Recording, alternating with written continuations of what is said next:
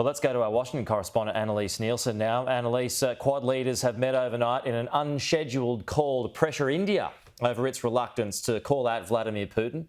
US President Joe Biden, he convened that call at quite short notice, didn't he? He did indeed, and this is off the back of what's been a number of opportunities for India to join the world in condemning Vladimir Putin over the invasion of Ukraine. But we've seen in many of these UN votes that they have abstained altogether, and there is a military relationship between India and Russia that's informed this, but it's obviously been enough of a concern of the president that he convened this call at short notice between the Quad leaders, and so that's the US, Australia, India and Japan.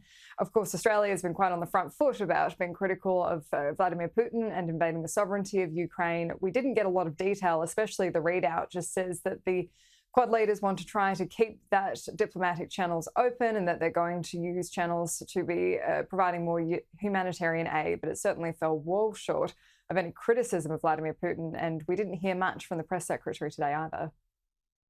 The president felt it was a constructive conversation. He asked members, he suggested, or they all discussed, I should say, having members of their national security team follow up from there. But I'm not going to get into more details about the conversation beyond that. And Annalise, pressure is mounting on the US to restrict oil imports from Russia. This is the conversation that the White House is trying to not have at the moment. They've made another announcement today about sanctions against Russians and targeting Russian oligarchs with things like visas. But this is the discussion happening on the Hill, and that's around oil, because this is all contributing to higher petrol prices across the country that's already dealing with inflation rates that are the highest in 40 years.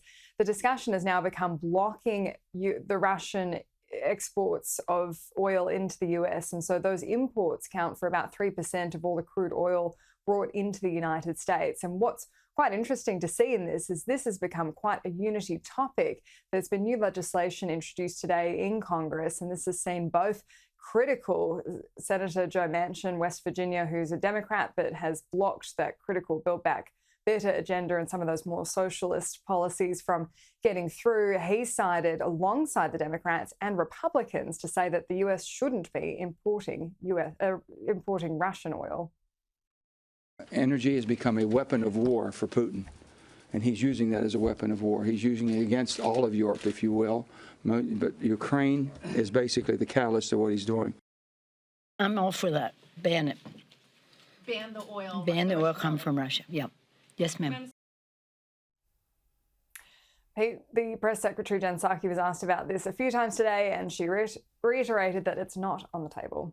OK, Annalise Nielsen, thank you.